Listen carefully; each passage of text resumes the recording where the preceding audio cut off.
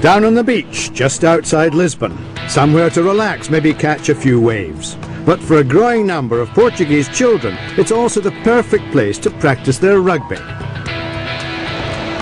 The man responsible is Simon Mount, a geography teacher at nearby international school St Julian's and passionate rugby player.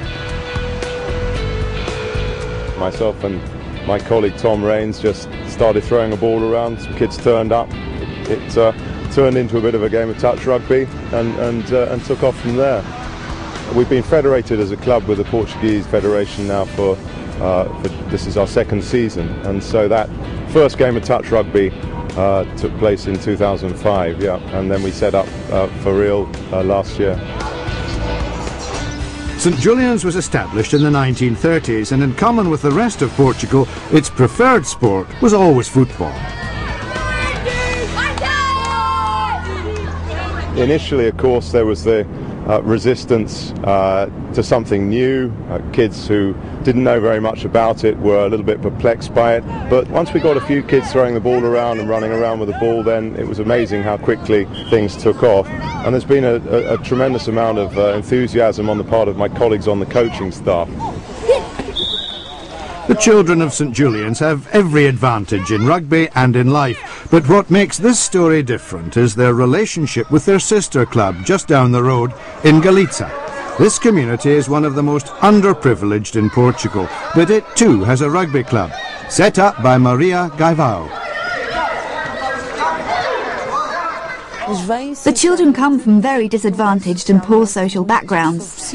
Many are the Portuguese-born kids of African immigrants, and we also look after children from the Gypsy community, as well as from Eastern Europe, whose parents are working over here.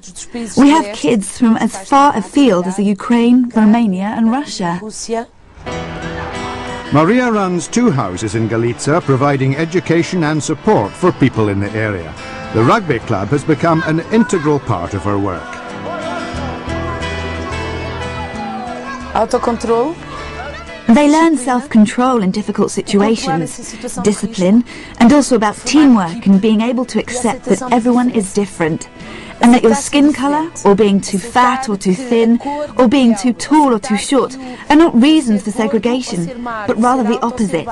And rugby teaches all that. Even before the rugby link with St Julian's, the school supported Maria's work in Galiza. The oldest students from St Julian's have been coming here every Tuesday for many years now to work in community projects. They're all volunteers, and it was really by coincidence that both rugby clubs had their applications to the Portuguese Rugby Federation accepted at the same time. We see ourselves as sister clubs, and, as a matter of fact, this year we're celebrating the first anniversary of both Galiza and St Julian's rugby clubs. Both clubs play in tournaments organised by the Portuguese Rugby Federation, and despite the weather, hundreds of children from all over the country recently descended on Lisbon to take part in one such event. It's a great opportunity for the kids from Galiza to mix with children from different backgrounds.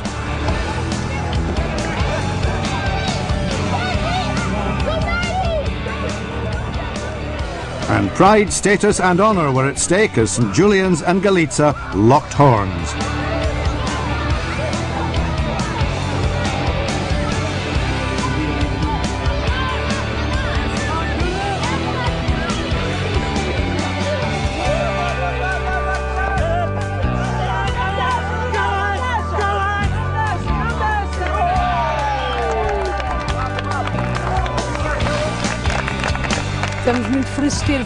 We're really happy that we came, even though it's the first time we've played in the rain.